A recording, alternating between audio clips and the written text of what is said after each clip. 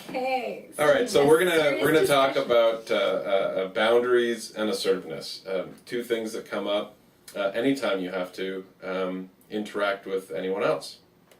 You have to have a way of. I would say you have to have a way of making sure that what you want is known to people around you. Because if you don't make it known, it makes it really much less likely you're going to get it. And also, then people don't know what they can and cannot expect from you. And I mean, okay, so say you have one person that's going to make what they want known, and you have another person that's never going to talk about what they want. Well, the person who doesn't talk is just going to feel steamrolled all the time. They're never going to feel satisfaction because they're never saying that they need anything, so they're never getting it. And the sad part is that there are people who live their lives like that, and we're telling you now that you don't have to, that there is a way to learn to speak about what you need in respectful ways that result in you getting what you need. And I find a lot of times people will say, particularly in a couple relationship, they'll just expect their partner to know without verbalizing it.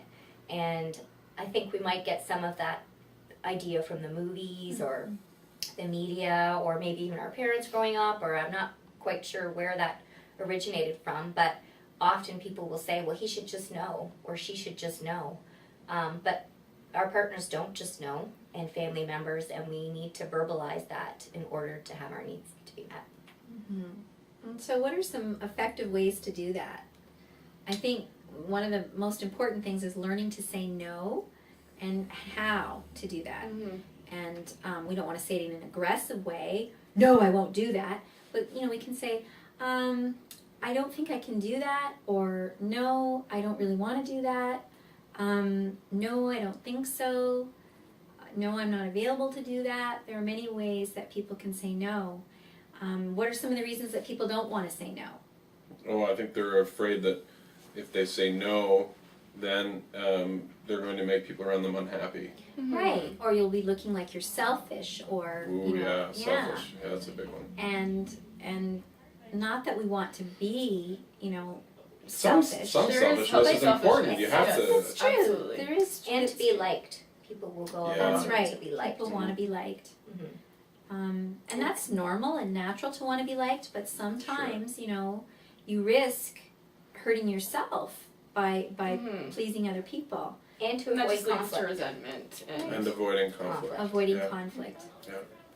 It's just easier if I give in and, accept that there's a cost that I think you pay when you don't listen to yourself and what your needs are. So. Well, I think one of the things that you start to feel is you start to feel depressed. I mean, it really is like if you don't feed yourself, if you're always hungry, that's really going to affect you in a lot of ways. It's also going to make it so that you may not have very much to give to anyone else around you either. If you're never right. never You get putting exhausted. back. That's right. You get exhausted. So That's a very hard thing, like as a parent or as a spouse, Absolutely. To be able to say, not meet someone else's need because you need to just take care of yourself. And in my experience, it's mostly been women who struggle with that, particularly parenting and, as you mentioned, as a spouse, but feeling very guilty, taking personal time. And I hear this every day. Every day. I have a number of female clients who will say, I don't feel like I can, or I should, or it's right, or it's acceptable, or I feel guilty asking someone else to watch my child, to take some time to myself. And that's when we talk about self-feeding, of how important it is to role model to your child that you have needs as a parent, that especially to your daughters as well, that a mom needs to take care of herself.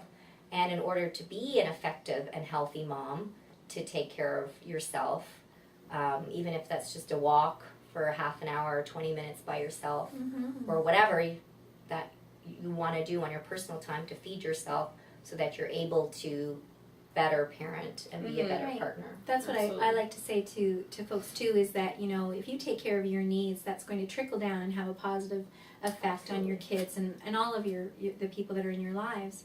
And I think that there is a way to say what it is that you want and still be able to feel 100% good about yourself. It doesn't. There's a trade-off, and sometimes when people talk about guilt at saying what it is that they need, I will compare which they would prefer, to feel that guilt or to feel depleted and run down or burnt out. But doing assertiveness training, it's always about what do you need to say so that you can feel 100% good. And often that feeling comes with you saying much, much more than you ever thought that you would. And when you do, you tend to get much, much more than you've ever gotten before. And I find it's something that when people practice it, they get better at it. Setting limits, setting boundaries, saying no, taking some personal time, that they get better at it. Parents get better at it. Sometimes I'll encourage a parent to have a certain line that they might say to their child if they feel like they're starting to get burned out and they want to give in to their child because they're getting tired of saying, or even with family members, of saying, can I get back to you on that? And that being their exit line of, I need a break, I can't decide in the moment, I'm feeling pressured. I want to say no, but I'm feeling like I can't in this exact moment.